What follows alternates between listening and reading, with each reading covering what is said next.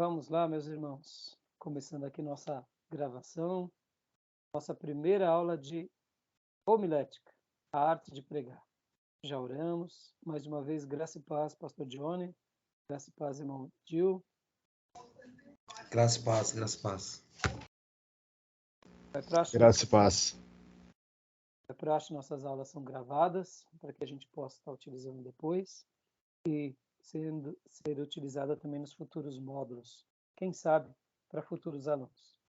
Queridos, é uma alegria. Essa matéria aqui ela é muito apaixonante. Eu diria que, assim como hermenêutica é uma matéria que nos apaixona em gênero, número e grau, a homilética ela também tem, eu diria, um toque especial. Para nós, ela tem um toque especial por dois motivos. Porque a Bíblia, além de tudo, além de ser um livro de estudo, é um livro de pregação, de mensagens, de sermão. Então, podem ver que muitos pregadores, que eles faziam no passado, e principalmente nas histórias bíblicas, eles eram pregadores ao ar livre, colocavam ali os seus sermões de uma forma clara aos seus ouvintes. E nós, por amarmos a igreja, amarmos o Senhor, a obra de Deus, sabemos que o culto é uma das principais coisas para a nossa vida, para nos alimentar, para cuidar da nossa alma, para cuidar do nosso crescimento, para nos dar resposta de Deus. E também é uma das principais coisas com relação ao quê? A pregação do Evangelho. E essa matéria para o seminarista, ela é muito, eu diria, saborosa, porque mais cedo ou mais tarde, ou já tivemos experiências em pregações, ou vamos ter. E quanto mais dominarmos o assunto, eu diria, nós nos sentiremos instrumentos nas mãos de Deus de uma forma muito mais significativa. Então, eu não tenho dúvida que vocês vão amar essa matéria. São poucos os alunos que não gostam. Experiência é uma experiência entre nós e Deus, Deus e nós e a igreja, nós e o mundo, no sentido de pregarmos a palavra. Então, essa matéria ela é regada, eu diria, de um princípio até lúdico. Por quê? Ela é um princípio espirituoso, mas ele é um princípio lúdico. Por quê? Por que espirituoso e por que lúdico? Espirituoso porque você vai ouvir a voz de Deus. Você vai ser conduzido a estudar algo que Deus está falando com você. Você vai mergulhar na palavra, vai fazer uma lição de casa. Você vai se preparar para o momento da pregação, seja na igreja, seja no lar, seja na vida. E você vai apresentar o fruto daquele trabalho. Então, olha só, é uma experiência, eu diria, muito grande. E, como se não bastasse, depois de tudo isso, o fruto vai ser gerado segundo a vontade de Deus, segundo o querer de Deus. E quantas serão as almas que iremos alcançar por meio de uma mensagem? A gente não sabe. A gente não tem noção do que Deus irá fazer na nossa vida por meio de uma mensagem. Então, meus irmãos, prepare o coração, porque vai ser um momento muito legal. E hoje a nossa primeira aula, e como é praxe, eu gosto de ler um texto. Depois da leitura desse texto, eu vou apresentar o programa para vocês. Vou apresentar os trabalhos extras e a gente vai começar a trabalhar em muitos slides. Esses slides eu peguei eles com o professor Sérgio Mascarenhas. O professor Sérgio Mascarenhas é um professor muito abençoado lá do STBnet. E então eu vou estar trabalhando em cima dos slides. E o livro-texto que estaremos utilizando será um desses dois. ou o livro do Kay, O Preparo e a Pregação do Sermão, Jerry Stanley Kay, ou esse clássico que eu indico mais ele. O único problema está sendo o preço, que a gente está vendo aqui, está sendo vendido, inclusive eu vou até pesquisar mais, porque estou achando que tem alguma coisa errada. Eu lembro que eu paguei entre 30 e 40 reais, não passava disso, né? Que é o livro de John A. Broadus, sobre a preparação e a entrega de sermões. Eu, particularmente, amei esse livro. Vou mostrar uma vasta biblioteca aqui que eu tenho para vocês também, já já. Mas esses serão os nossos livros textos, tá bom? Então agora, eu quero ler 3 versículos com vocês. Esses versículos eu aprendi com o Dr. Shedd, Russell Shedd, numa semana teológica em que ele estava ensinando seminaristas lá no Seminário Betel, da missionária Durvalina. Ele estava falando sobre pregação expositiva, e eu tive a honra de participar de quase todos os dias das aulas do Dr. Shedd. Eu tenho ainda essas aulas em fitas gravadas, está guardado aqui em casa. Uma hora eu preciso até de digitalizar, porque isso é um acervo que vale a pena a gente ser digitalizado para que a gente possa passar para os alunos. E eu aprendi com o Dr. Shedd, enquanto ele falava sobre a importância da pregação, ele leu alguns versículos de João, e eu queria ler com vocês esses 2 versículos de João e um versículo de Efésios. Abram comigo, João, capítulo de número 13, versículo 10. Pastor Johnny, João 13, 10. Gil, João 15, 3. E eu ficarei com Efésios 5, 26. Enquanto o Dr. Shedd falava para nós da importância da mensagem expositiva, ele foi enfático de dizer que a palavra de Deus, ela é o chuveiro, ela é a cachoeira de Deus que banha-nos. E por meio desse banho periódico e constante, além de gerar em nós limpeza imediata, vai gerando também uma limpeza gradativa. E o Dr. Shedd usava muito a expressão chuveiro de Deus, o chuveiro de Deus, que a palavra de Deus é o chuveiro de Deus. Essa frase não saiu do meu coração. E quando a gente pensa que um momento como esse, de uma aula, um culto de oração, uma vigília, um culto da família, um culto de comunhão ou de edificação, que nós nos reunimos como igreja e juntos ali, a gente ouve a pregação do pastor, os irmãos leem porções das escrituras sagradas, os irmãos do louvor cantam salmos. Em tudo isso, o nosso coração está sendo banhado pela palavra de Deus. Quando o irmão vai orar e ora em cima de um texto da palavra de Deus, pedindo o cumprimento daquela promessa e cita em oração, quando batalhamos espiritualmente, repreendendo as trevas segundo a palavra de Deus, ou seja, percebam que todo o nosso culto, ele está sendo feito por causa da palavra. E em cada momento que cultuamos a Deus, é a palavra de Deus sendo dirigida a nós, ou seja, é um chuveiro de Deus nos banhando.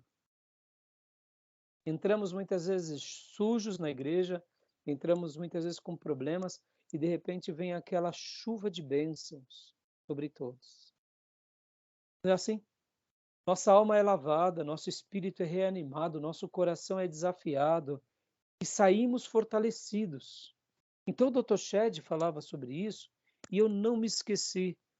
Isso foi uma das grandes coisas que ele disse. É claro, imagina, irmãos, 5 dias sendo ministrados pelo Dr. Shedd. Foi maravilhoso, simplesmente maravilhoso. Então leia para nós, João 13:10.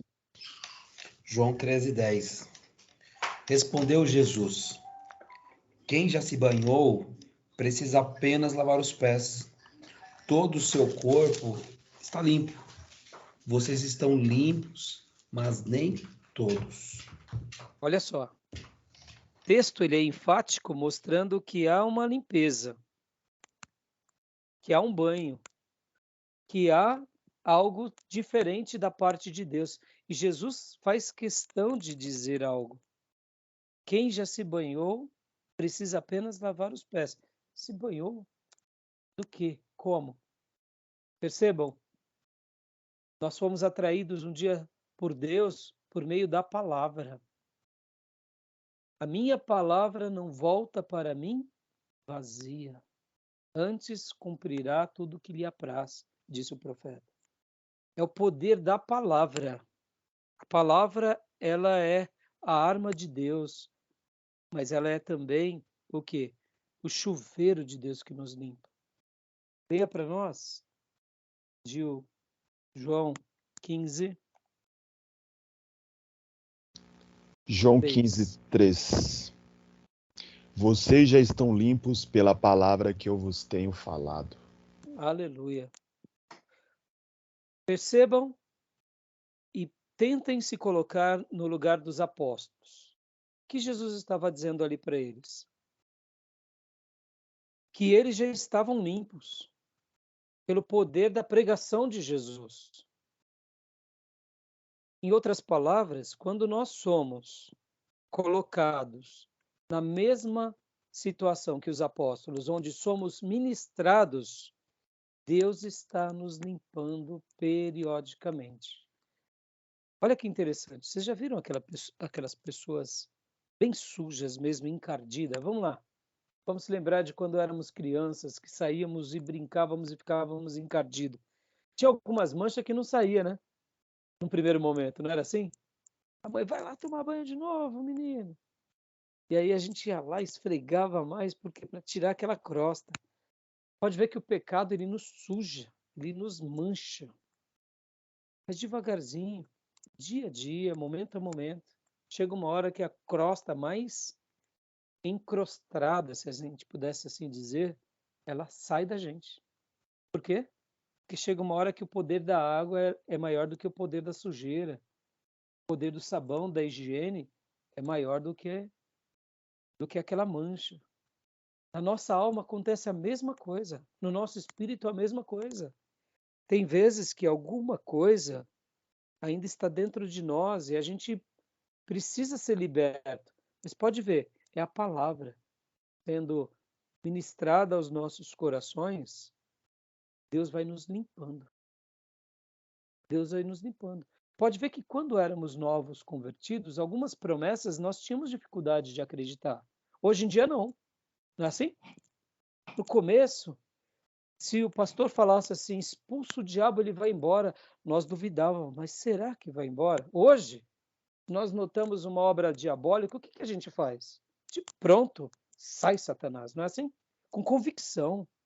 Por quê? Porque essa pureza, essa purificação entrou dentro de nós. Vocês já estão limpos pela palavra que vos tenho falado. Limpos no espírito, limpos na alma, limpos no corpo. A igreja, ela se torna limpa pela palavra. Cada dia, cada culto, cada mensagem. Podem ver, uma pessoa quando ela se desvia ou ela apostata, a primeira coisa que ela faz é o quê? É parar de se limpar com a palavra. É parar de orar a Deus. É parar de frequentar a igreja. Por quê? Porque incomoda. A sujeira e a escuridão não gostam. Mas os filhos da luz têm prazer nas obras da luz.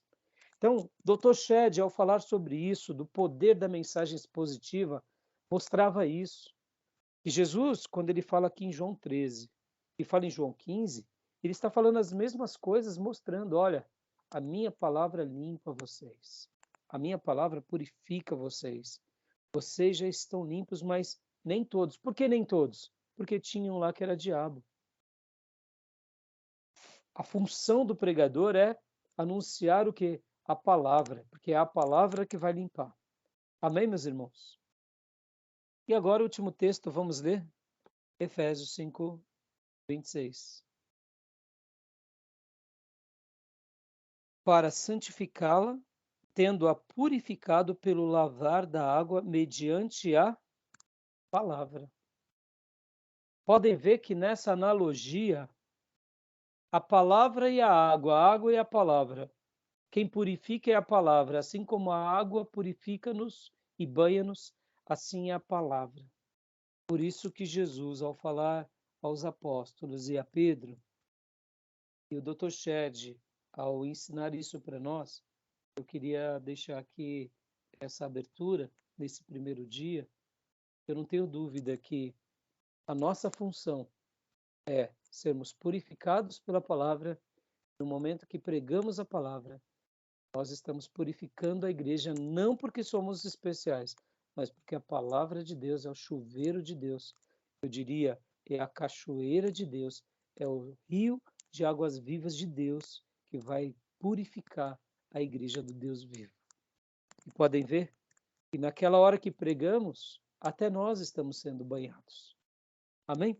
Deixo essa breve introdução para vocês, prestigiando o nosso mestre amado, saudoso, doutor pastor Russell Shedd. Amém, meus irmãos? Joia? Eu já tinha dito isso em algumas aulas do passado, mas eu falei, não, preciso recordar e deixar com os meus irmãos essa breve explanação, porque eu acredito nisso. Eu acredito que quanto mais bíblico formos, quanto mais escriturístico formos, quanto mais fiéis à palavra, mais Deus vai purificar a nossa vida. Pode ver, toda heresia e toda seita nasce do quê? Da distorção à palavra. Mas todo aquele que é fiel à palavra, ele se aproxima de Deus, ele se purifica. E aqui quero até pegar o exemplo de Lutero. A pessoa pode até estar no lugar errado, mas é a palavra que vai trazer ele para o lugar certo. Não é verdade?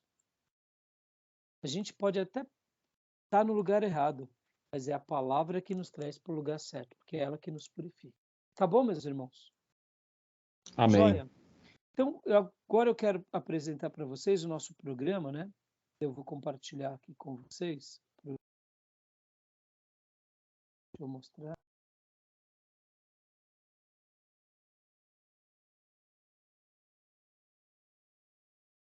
Está programa de aula aqui. Nosso programa de aula.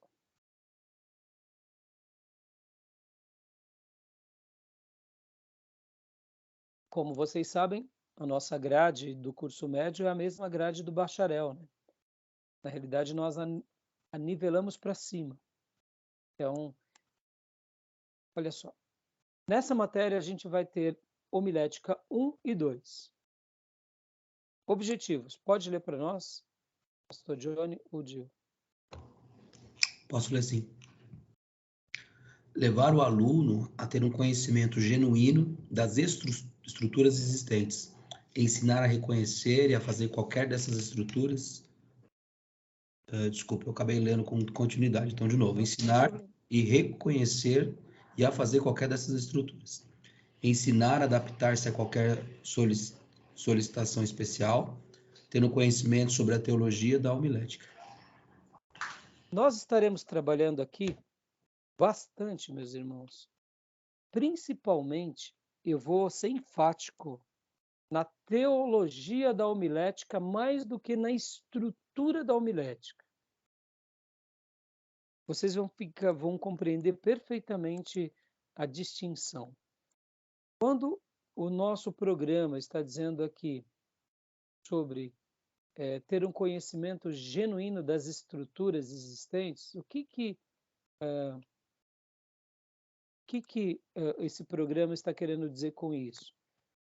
A gente vai procurar se aprofundar nos principais tipos de sermões que existem, que são o temático, o que é por tópico e o sermão expositivo.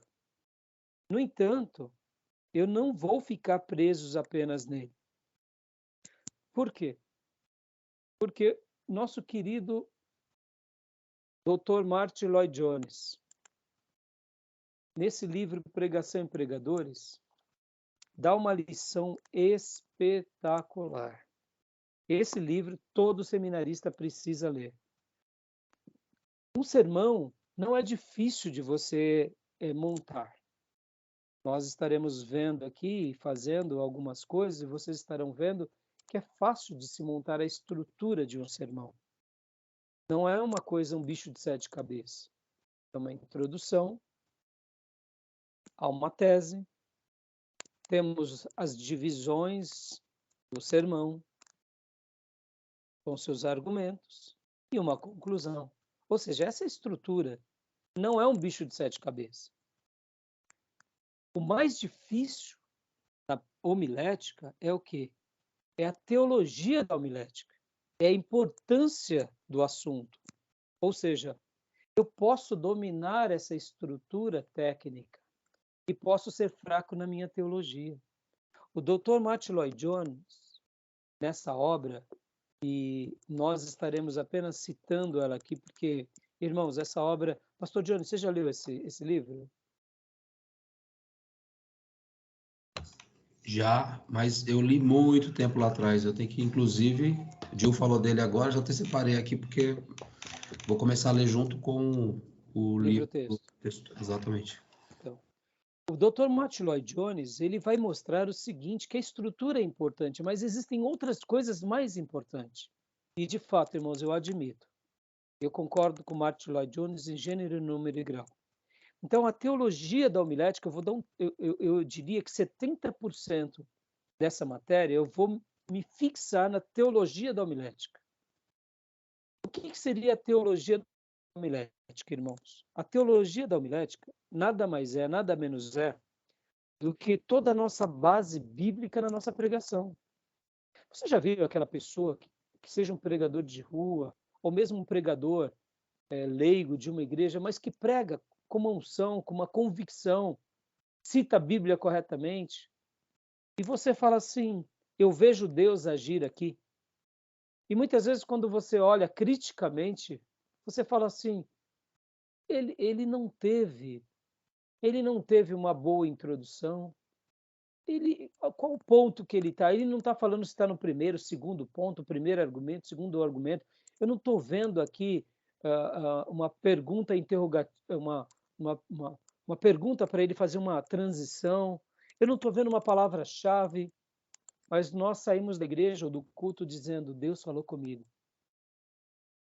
Deus estava ali. Eu noto que Deus realmente abençoou. Se nós formos conversar com esse pregador, muitas vezes ele não tem uma formação acadêmica, ele não tem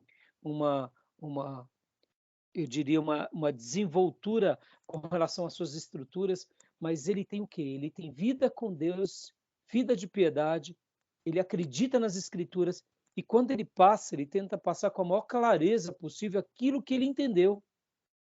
Então, em tese, com toda a simplicidade dele, ele acaba sendo o quê? Ele acaba sendo profundo na maneira em que ele expõe a Bíblia. Lembra do texto que lemos aqui de João e de Efésios? É a palavra que limpa, é a palavra que purifica, é a palavra que banha. Vocês estão entendendo? É a palavra que santifica. Muitas vezes a gente vai para as estruturas, a gente vai para a oratória e a gente perde a essência, que é a vida de consagração, vida de piedade. Estão entendendo? E quando a gente vai ver, a gente é bom com relação às estruturas, mas é fraco com relação à essência. E é isso que a gente não pode, é isso que a gente tem que resgatar. E é isso que eu quero trabalhar muito com vocês. Mas nós estaremos aprendendo as estruturas. E por que aprender as estruturas é importante? É natural, porque você tendo ferramentas, você tem uma comunicação mais precisa. Esse mesmo irmão, sendo preparado, ele vai atingir com muito mais êxito outras vidas. Vocês compreendem? Concordam comigo? Se ele já é efetivo com a sua vida ali, fazendo aquela obra, sem ter as ferramentas, imagine dando as ferramentas. Ele vai ser muito mais pujante, tá bom?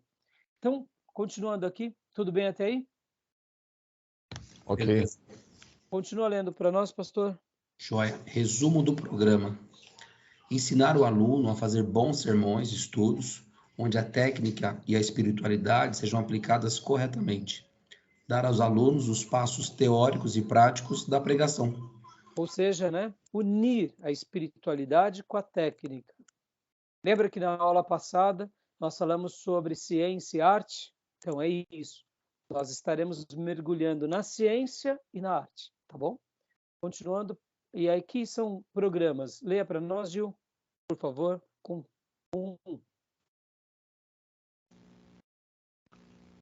Conceitos universais sobre a homilética.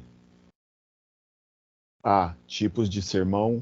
B. Assunto. C. Escolha do texto. D. Estrutura dos sermões. E. Divisões. Pode continuar. F. Conclusão. G. Introdução. H. Sentença de transição e afirmação teológica. I. Ilustrações. J. Sermões especiais, biográficos, cívicos, ordenações, congressos, etc. K. Comunicação, posturas, etc. Então, aqui na primeira parte, a gente vai aprender os conceitos universais sobre os tipos, como que ele se estrutura, como que nós devemos escolher um texto, as divisões. Vocês já viram um pregador que vai pregar e ele usa 15 pontos? Ele tem 15 pontos. Ele chega para a igreja e fala, irmãos, hoje eu tenho 15 pontos na minha mensagem. Os irmãos falam, meu Deus do céu. Mata o cara. Né? Mas tem pessoas tem pregadores que conseguem fazer uma mensagem de 15 pontos, mas ele trabalha 2 minutos em cada ponto. Consegue. Deu meia hora, tudo bem. Mas sejamos honestos, é normal isso? Não, não é normal. Mas é possível? É possível. Então a gente vai tentar estruturar dentro do quê? Desses padrões. Por exemplo, irmãos, eu comprei há muitos anos atrás esse livro num sebo. Até pus essa capinha porque ele estava soltando, a arte de falar em público. Mostrando aqui muitas, Livraria do Messias. Ele é um livro clássico, porque quem fala em público? Irmãos, enquanto o ser humano existe, a oratória sempre foi uma prática, qualquer civilização sempre precisou dos seus oradores na religião. Lembra daquele filme Os 10 Mandamentos? Charlton Heston, lembra?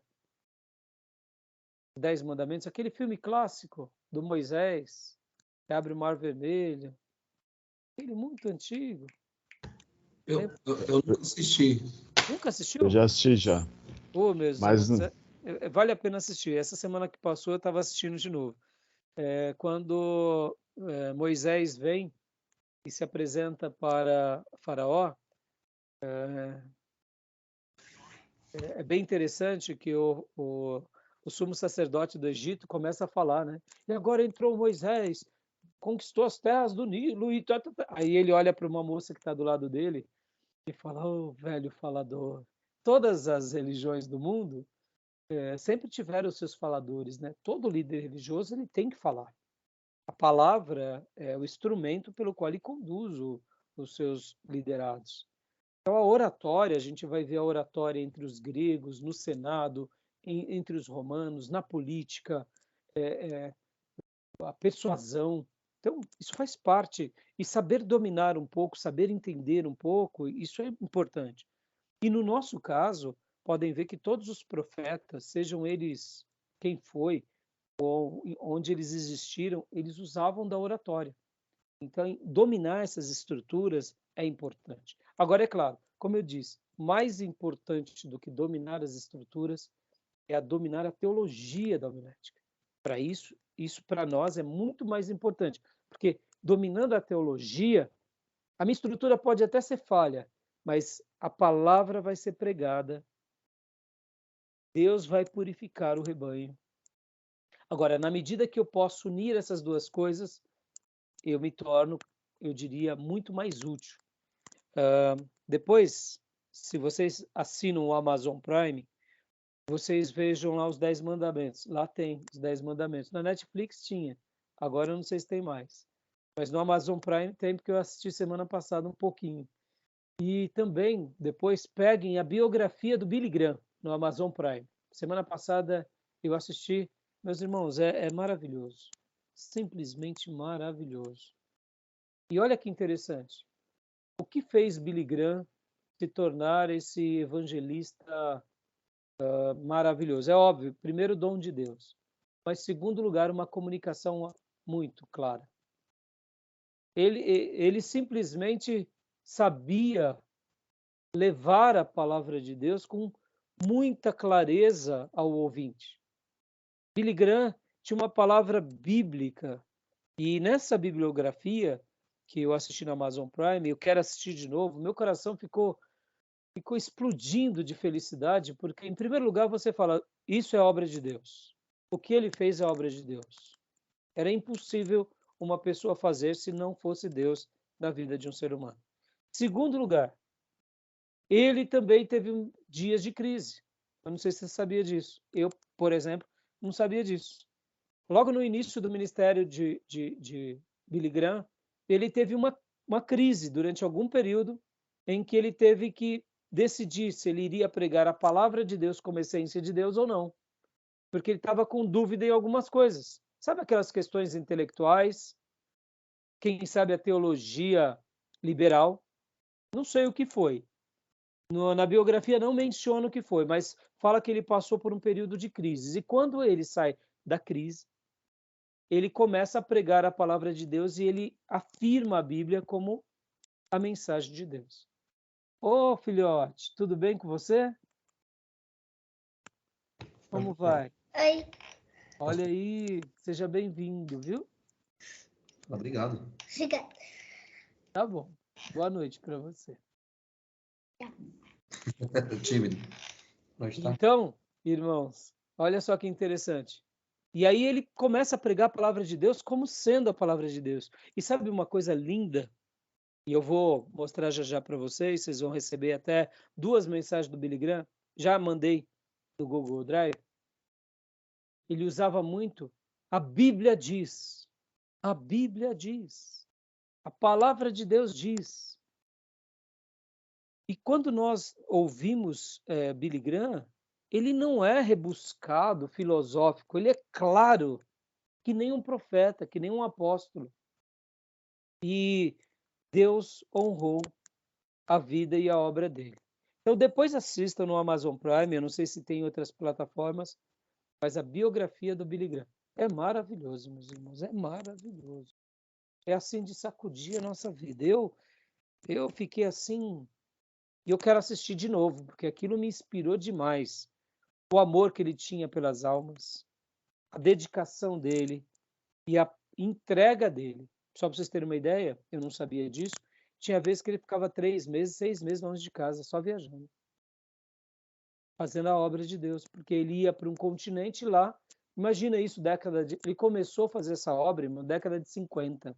Imagina a década de 60, de 70, as dificuldades. Muitas vezes ele ia para um país fechado, então ele não conseguia ficar indo e voltando. Era muito difícil.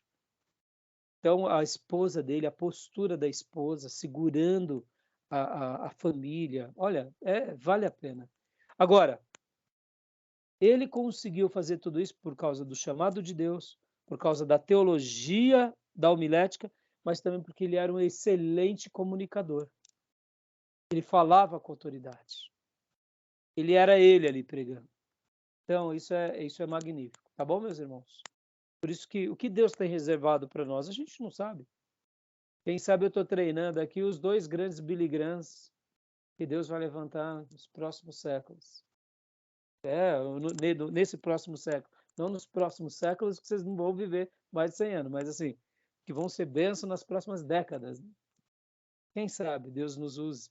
É verdade? Ou Deus use vocês. Então, meus irmãos, a gente se preparando, Deus vai fazer o que Ele bem desejar conosco. Tá bom? Então, continuando aqui, a gente vai estudar aqui a primeira parte, é isso. Depois, no 2, a homilética fundamental. 3, a homilética material. A homilética formal. Aí a gente vai entrar no sermão temático, sermão textual, sermão expositivo. Por que depois? Porque nessa estrutura aqui, a gente usa todos esses tipos de sermões. Ou outros também que existem. 5, a teologia da homilética. Como eu disse, no 5 aqui é a teologia da homilética. Eu vou estar colocando teologia da homilética em praticamente tudo. Por quê, pastor Rai? Porque para mim o coração da homilética é a teologia da homilética. Tá entendendo? Então é a maneira que eu prefiro trabalhar formando os meus alunos, tá bom? 6. Aprendendo com os grandes pregadores da história do cristianismo. Meus irmãos, aí aqui, ó, vou mostrar, já vou mostrar a minha bibliografia aqui para vocês. Olha lá, Patrística, Reforma Protestante, Charles Spurgeon, John Wesley, Martin Lloyd Jones. Temos tantos pregadores que foram extraordinários. 7. A homilética contemporânea, avivalistas e pregadores contemporâneos. Acabei de citar Billy Graham, por exemplo. 8. A mídia e a tecnologia na homilética. Novos formatos, ferramentas úteis à homilética e os perigos. Olha que interessante. Na biografia do Billy Graham, ele, lá na década de 60, já sabia da importância da TV. E ele se preparou para falar à TV. Então você vai ver eles tendo uma comunicação muito interessante ao se comunicar à TV, porque ele sabia que por meio da TV o evangelho podia chegar em muitas vidas. E aí eu digo, e hoje?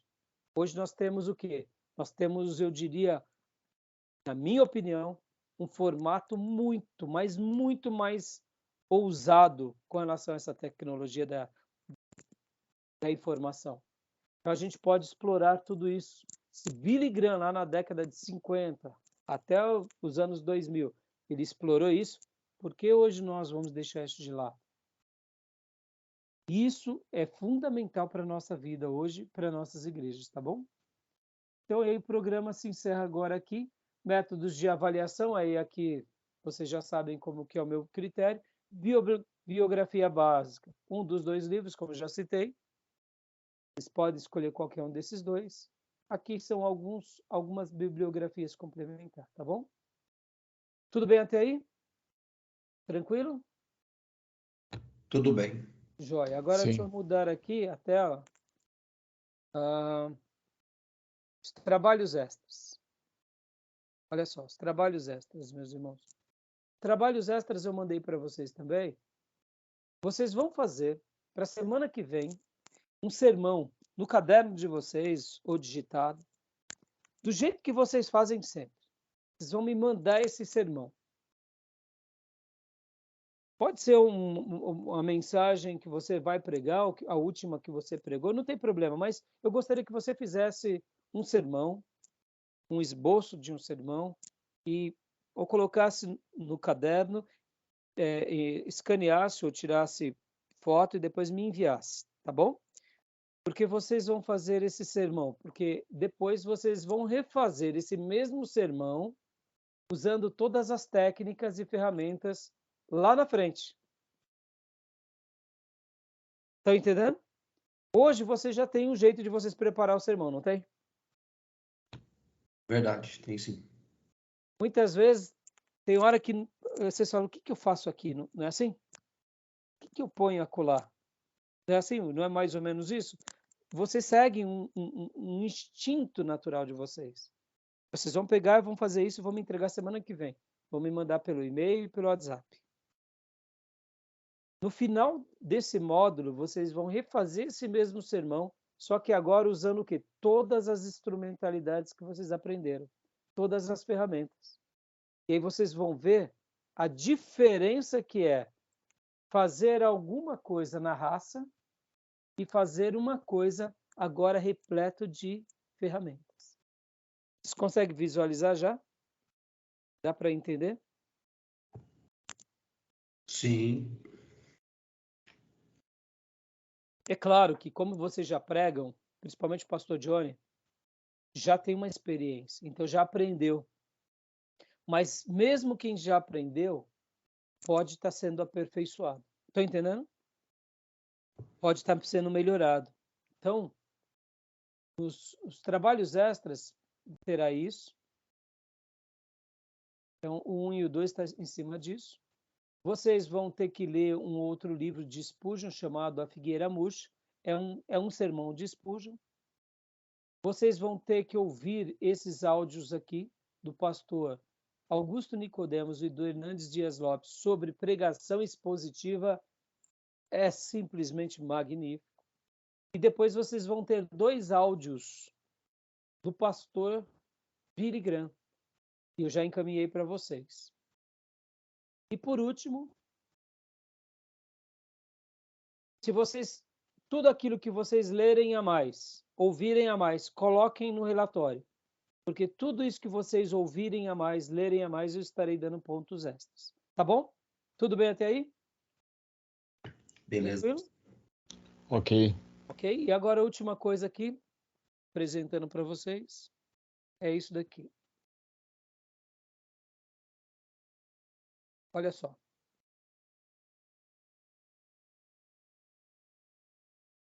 Como o nosso livro ele tem muito mais do que 200 páginas, né? Ele tem quase 400 páginas, a obrigação de vocês vão ser ler 200 páginas. Mas quem lê o livro completo ganha pontos extras.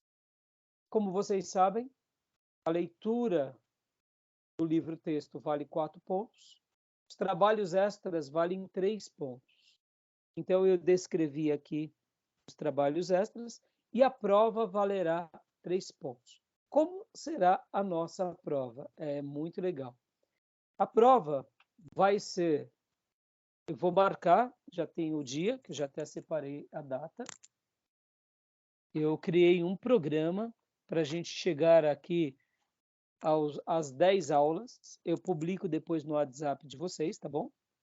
Hoje, nós estamos começando nossa primeira aula. Então, nós estaremos fazendo a prova dia 6 de dezembro. Em dezembro, nós teremos em novembro, na última semana de novembro e na primeira semana de dezembro, nós teremos que dar aulas de terça e de quinta para a gente fechar o bloco. Então, depois eu passo para vocês se organizarem, tá bom? E a prova vai ser dia 6 de dezembro. Como que vai ser a prova? A prova, vocês vão criar um sermão com todas as ferramentas que vocês aprenderam e vocês vão me dar esse sermão, vão me encaminhar o sermão, literalmente, como material de prova. E eu vou avaliá-lo tecnicamente, todos os detalhes, e vou dar uma nota por ele. Só que essa é uma parte da prova. E qual é a outra parte da prova? A outra parte é que você vai ter que pregar aqui para nós. 15 minutos de pregação na aula.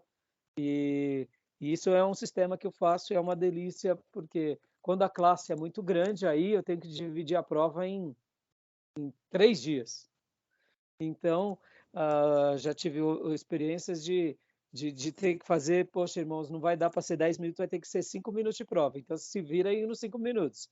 Classes muito grandes que eu já tive a experiência de dar. No nosso caso aqui, hoje, né, como a nossa classe, ela é uma classe muito abençoada, mas com 2 alunos, então dá para cada um pregar em 15 minutos, tá bom? 15 minutos, você vai expor a sua mensagem, vai pregar para nós. E eu vou estar avaliando a espiritualidade, a arte e a técnica. Além de avaliar também o texto. Então, é a somatória de ambos, tá bom? Beleza? Alguma dúvida? Deus nos abençoe. Que Deus nos abençoe. Os irmãos já são pregadores experientes, então não tem muito desespero. Quando o aluno nunca pregou, aí dá dó. Aí dá dó. Dá dó porque, além de prova, é pregação, coitadinho. E já vi experiências assim. Também, né, pastor? Já ficar Ah? um pouco nervoso diante do mestre, Sim, né? sim. Então, E eu já tive experiências assim que eu já até pequei, confesso. Que eu tive um aluno que ele tremia tanto, irmãos, mas ele tremia tanto, mas ele tremia tanto. E eu não consegui conter os risos. E eu pequei. Depois eu pedi perdão para ele. Falou, filho, me desculpa, mas ele foi tão corajoso que mesmo tremendo, ele foi do começo, meio e fim, concluiu a mensagem. Eu aplaudi, mas eu falei, perdoa, filho, porque eu nunca tinha passado por uma experiência assim, né? Da pessoa ficar com tanto medo, com tanto terror. Porque eu não sei se vocês sabem, que foi feita uma pesquisa de qual é o maior medo das pessoas. Sabe qual foi? Número 1? Falar em público. Falar em público. Maior medo. Medo número 1. Segundo lugar, medo da morte. Ou seja, as pessoas têm mais medo de falar em público do que medo da morte. Olha que loucura. Mas é, né? Então esse rapaz, depois eu pedi bastante perdão para ele, porque foi uma coisa que me pegou de surpresa. Mas assim, quando eu falo isso, eu falo até com o coração, porque no dia eu pedi depois perdão, porque assim, não posso fazer isso, né? Não é bonito. O professor se permitir rir. Mas ele me entendeu. Falei, irmão, mas não, pastor, eu tenho dificuldade, eu fico tenso, eu começo a tremer. E ele tremia, irmãos. Então a folha literalmente tremia, sabe? Pensa, uma cena parecia de parecia parecia brincadeira, sabe? E depois eu fui pedir perdão a ele, pedir perdão aos alunos na classe e aprendi. Falei, nunca mais eu vou sorrir, né? Nunca mais. Mas assim, das experiências, quem nunca pregou fica num desespero, passa mal. E aí eu aprendi com isso o quê?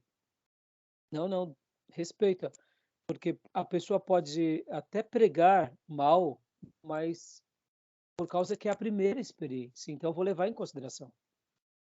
O que o pastor Johnny falou, o professor corrigindo, averiguando. E sejamos honestos, irmãos. Quando a gente fala, a gente pode até errar em algumas coisas que a gente fala. Mas quando a gente está julgando quem fala, é muito mais fácil ser o juiz que avalia do que ser o pregador que faz. É ou não é? Enquanto a gente está avaliando, a gente fala, fez uma conjugação errada verbal, falou uma palavra errada. Não, aqui exagerou. A gente é mais crítico, mas na hora que a pessoa está pregando, ela não consegue literalmente ver os seus erros. Eu digo isso por mim. Quantas vezes eu estou pregando, eu uso uma palavra que depois eu falo, poxa vida, essa palavra existe. Está certa essa palavra, está certa essa construção. Eu mesmo me corrijo o tempo todo e eu faço questão de ouvir as minhas mensagens, inclusive para me corrigir, porque a minha característica de pregação é espontânea. Eu sou um pregador espontâneo. Eu faço minha lição de casa, escrevo tudo. A gente vai chegar dentro desses assuntos mais para frente, mas eu sou uma pessoa que não decoro. Eu decoro a ideia, decoro os pontos, decoro a essência. E me sinto espontâneo. E dentro dessa espontaneidade, o que acontece? Tem hora que eu uso uma palavra errada. Por exemplo, domingo passado eu usei e Deus interveio. Foi isso que eu usei? Deus interviu. Interviu? Agora eu não lembro. Eu sei que quando eu estava ouvindo a minha mensagem, eu falei assim, mas tá certo isso? Deixa eu ver. Aí eu fui ver lá e falei, não é assim que se diz. Você vê, até hoje, depois de 30 anos pregando, tem hora que, da minha espontaneidade, eu, infelizmente, tem hora que eu erro. Então, imagina se eu estou sendo julgado e avaliado por pessoas que são exímios. A gente treme. Até hoje, né? Até hoje, tá bom? Tudo bem até aí, meus irmãos? Tranquilo? E uma Eu, última coisa aqui, ó, olha essa frase, olha que legal essa frase. Homilética eu anotei porque eu aprendi com alguém, eu não sei de quem é a fonte. Ou se realmente foi eu que escrevi. Eu guardei aqui. Geralmente, quando uma frase é minha, eu não coloco a fonte. Quando é uma frase de alguém, eu digo, alguém disse, eu não sei. Pode ser que tenha sido até minha essa frase, mas agora eu não me recordo, porque como eu escrevo bastante, homilética é tocar o coração de Deus com a nossa vida e alegrá-lo sempre com as nossas palavras. Pode ser que eu também tenha simplesmente copiado e acabei esquecendo de colocar alguém já disse. Mas eu achei linda essa frase, né? Homilética, que é a arte da pregação, é tocar o coração de Deus com a nossa vida e alegrá-lo sempre com as nossas palavras. Eu deduzo que essa palavra aqui, essa frase não é minha, tá bom? geralmente nas minhas aulas eu vou tendo ideias e eu anoto. E como eu disse, algumas vezes eu tenho ideias e, assim, modéstia à parte, eu sempre sou presenteado pelo Senhor com frases muito bonitas. Então, geralmente, quando eu não coloco o autor ou quando eu não coloco alguém disse, é porque realmente é uma frase que Deus me presenteou, tá bom? Eu aprendi isso com o Dr. Martin Lloyd Jones, nesse livro. Ele fala que muitas vezes nós somos presenteados por Deus. No púlpito, né? Eu estou preparando uma mensagem para domingo e hoje cedo me veio a inspiração de mais uma ideia. E aí eu, mais do que rápido, já tomei nota. Mais do que rápido. Então, assim, eu amo essas maneiras em que Deus trabalha conosco, tá bom? Tudo bem até aí, meus irmãos? Tudo bem? E agora, meus irmãos, deixa eu apresentar para vocês aqui um pouco da minha bibliografia para encerrar aqui. Bom, esse livro é um livro maravilhoso que eu indico para vocês. Karl Lacker. Ele foi professor no seminário de Perdizes. Esse livro é da Edições Vida Nova, editora Vida Nova, né? Pastor, Maravilhoso. É da Vida Nova, tá? pastor, é que não dá para ver aqui, tá pequeno. É prega a palavra, né? Isso, prega a palavra. Passos para a exposição bíblica. Irmãos, como esse homem foi brilhante ao escrever esse livro. Porque o que acontece? Ele nos desafia como pregadores a gastar muito tempo no sermão. Estudando o texto, o contexto, a estrutura, os verbos, decorando. Então, ele é um livro maravilhoso, porque é aquilo que eu falei para vocês. Quanto tempo um pregador deve gastar para preparar a mensagem? Quanto tempo ele tem que gastar na mensagem? Martin Lloyd Jones, em Pregação em Pregadores, dizia que ele tinha sempre no seu bolso uma caderneta. Naqueles dias não existia smartphone. Em que ele via uma situação e ele ia tomava nota. Porque ele falava que o pregador ele tem que estar pronto o tempo todo. Então, muitas vezes, a ilustração da mensagem de domingo está vindo com a criança que está ali brincando agora. E o Espírito Santo já te dá um toque dizendo, toma nota, usa isso. Quantas são as vezes na nossa vida que acontecem coisas, fatos, testemunhos, que eles vão cair como uma luva naquela mensagem. É uma frase de um filme, é uma ideia de alguém. Então, Karl Lacker, ao ensinar, prega a palavra, ele diz o seguinte, olha, dedique muito tempo à sua pregação.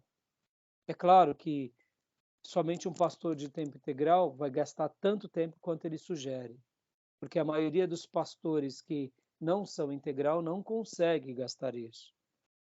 Mas, ao mesmo tempo, conseguem gastar também um tempo, e devem gastar. Então, a maneira em que ele vai nos conduzindo nesse livro, mostrando as tarefas, por exemplo, as estruturas de um sermão, o tempo que a gente gasta, como a gente avalia os parágrafos, os passos de pesquisa, os passos da composição. E ele, nesse livro, fala uma coisa extraordinária, inclusive, que eu nunca tinha ouvido falar, que é sobre uma das nossas características que temos como brasileiros, que poucos têm no mundo. Olha só, o europeu tem um jeito de pensar e de existir. O americano é praticamente o europeu. Pode ver que antigamente se chamava os Estados Unidos da Nova Inglaterra, não era isso? Os africanos têm uma característica peculiar deles, os orientais uma característica peculiar. Vocês já notaram que nós, quando fomos colonizados, aconteceu algo bem curioso na nossa nação. Nós somos frutos dessa mistura de europeus, de africanos e do que mais? O que mais que já existia na nossa nação? Abundantemente. Índios. Índios. Karl Lacker vai chamar de ameríndios, índios americanos. Lembra que nos Estados Unidos também tinha os peles vermelhas? O que aconteceu com os peles vermelhas? O que os novos ingleses fizeram com os peles vermelhas? Praticamente. Dizimaram. Praticamente. No momento em que eles tentaram envolver os índios americanos para que eles se enquadrassem no novo perfil da Nova Inglaterra, eles não aceitaram. O que os americanos fizeram? Dizimaram. Não é assim? A gente vê hoje pele vermelhas, tribos de pele vermelhas, por exemplo? Não. Foram dizimados. E no nosso país foi diferente? Não. Sim, não. Mas ainda tem muito índio? Tem. Olha que interessante. Nós crescemos debaixo desse tripé: europeus, africanos e índios ou ameríndios, índios da América do Sul. A nossa cultura é misturada dessas três formas e todos nós temos características dessas três origens. Ora pela pele, ora pelo jeito de pensar, ora pelo jeito de desbravar braçalmente as coisas, ou ora pelo jeito inusitado de viver a vida. Como que vive um índio? Contato com a natureza, é o improviso. Nós gostamos do improviso ou não? O nosso futebol é baseado no improviso ou é baseado na técnica? Como que os alemães jogam bola? Fechadinho, não é? Troca a bola, marca o gol. Troca a bola, marca o gol. Como que é o jeito brasileiro de jogar futebol? Como que é o jeito brasileiro de fazer marketing? A criatividade, o improviso, está no nosso sangue, está no nosso DNA. Isso é uma característica do quê? De que foi nos deixada pelos nossos ancestrais e que a gente herdou. Pode ver. Karl Lacker vai trabalhar nisso, mostrando que a gente tem um pouco desse lado, desse tato. Então, assim, é um livro muito bom que vale a pena. Uma outra coisa que eu vou indicar aqui para vocês, olha, Lições aos Meus Alunos, de Spurgeon. Irmãos, maravilhoso. A gente vai usar bastante. Livros de Spurgeon, sermões de Spurgeon. Tenho aqui também Sermão Eficaz, James D. Crane. Esse livro é muito bom. Mais livros de esboços de Spurgeon. Eu tenho assim um acervo muito grande de homilética, irmãos, porque é um assunto que sempre me interessou. Também da Edições Vida Nova. Pregação ao alcance de todos. Pastor, Marcos Tromp. eu sempre tive curiosidade, as pregações do Spurgeon, ele lia ou era algo espontâneo? Então, já vou falar para você já. Ok. Olha aqui, ó, o valor inestimável da pregação. Marcos Trump, eu acho que se pronuncia assim. Sermões de Wesley. Pregação bíblica do Haddon Robson, também da Edições do Shed. Sermões para o ano inteiro, de Joá Caetano. Aqui é mais de esboços, né? Eu tenho vários livros de esboço. Agora eu tenho esse daqui que eu ganhei do pastor Davi. R.T. Kendall. Esboço de Teologia, Doutrina e Sermões. Da Candeia. Muito bom. E eu tenho aqui com muito carinho, irmãos. Então, assim, eu tenho outros livros que eu nem vou mostrar para vocês. Mas eu tenho um acervo bem significativo aqui. Mas olha, um livro que me ajudou muito no começo ainda, de que eu era um simples obreiro na igreja. Livro de ilustrações.